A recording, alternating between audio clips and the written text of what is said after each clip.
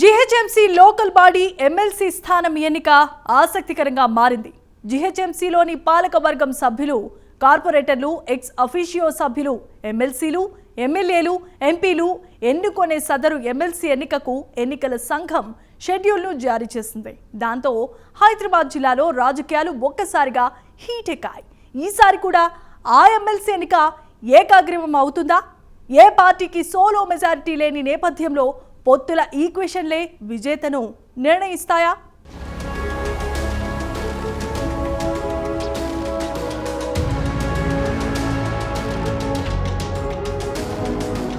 Hyderabad revenue జిల్లా పరిధిలో 84 డివిజన్లు ఉన్న ఖైరతాబాద్, చార్మినార్, సికింద్రాబాద్ జోన్ల జీహెచ్ఎంసీ ప్రాంతానికి స్థానిక సంస్థల ఎమ్మెల్సీ ఎన్నికకు స్కెడ్యూల్ విడుదలైంది. ఈ 3 జోన్లలో ఎక్కువ మంది కార్పొరేటర్లు చార్మినార్ జోన్లో ఉంది. రాజకీయ పార్టీల పరస్పర అవగాహనతో ఈ ఎమ్మెల్సీ స్థానానికి గతంలో ఏకగ్రీవంగానే జరిగింది ఎన్నిక. అయితే ఈసారి ఏకగ్రీవం అవుతుందా లేక పోలింగ్ నిర్వహిస్తారా అన్నది ఆసక్తికరంగా మారింది.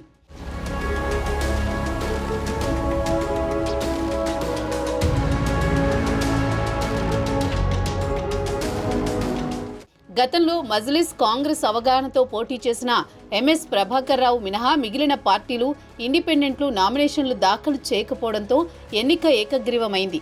ఈసారి అదే ఘట్టం పునరావృతం అవుతుందా అన్న ఉత్కంఠ నెలకొంది. ఈసారి హైదరాబాద్ లోకల్ ఎమ్మెల్సీ పదవి ఎవరిని వరిస్తుందో అన్నది చర్చనీయాంశంగా తయారైంది.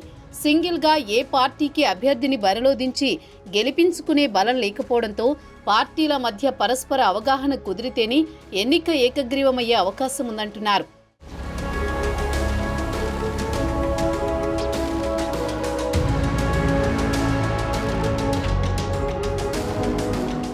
జీహెచ్ఎంసీ పరిధిలోని లోకల్ బాడీ ఎమ్మెల్సీ స్థానం పరిధిలో మొత్తం 119 ఓటర్లున్నారు. వీరిలో ఎర్రగడ్డ, గుడిమల్కాపూర్ డివిజన్లకు చెందిన కార్పొరేటర్లు మృతి చెందగా ప్రస్తుతం 4 డివిజన్లు ఖాళీగా ఉన్నాయి.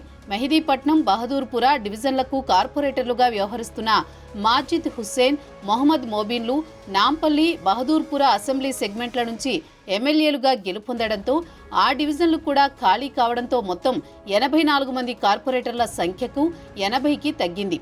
మిగిలిన ఎమ్మెల్సీ, ఎమ్మెల్యే, ఎంపీ వంటి ఎక్స్ అఫీషియో సభ్యులతో కలిపి ఓటర్ల సంఖ్య 115గా ఉన్నట్లు అధికార వర్గాలు చెబుతున్నాయి.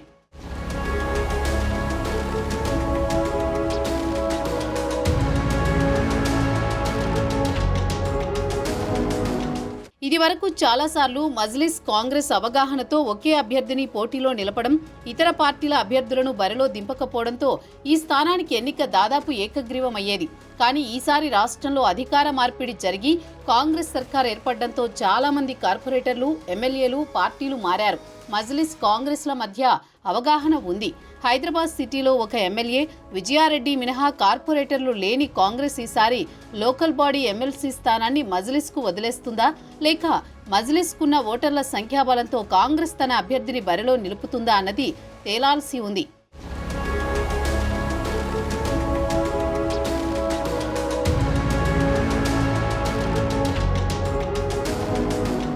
జీహెచ్ఎంసీ కోర్ సిటీలో మొత్తం 84 మంది కార్పొరేటర్లుండగా వీటిలో ప్రస్తుతం 80 డివిజన్లకే కార్పొరేటర్లున్నారు. ఇందులో మజ్లిస్ పార్టీకే 40 మంది కార్పొరేటర్లుండగా కాంగ్రెస్ కు పార్టీ మారిన వారితో కలిపి 24 మంది కార్పొరేటర్లు, ఎక్స్ అఫీషియో సభ్యులతో కలిపి మొత్తం 27 ఓట్లు ఉన్నాయి.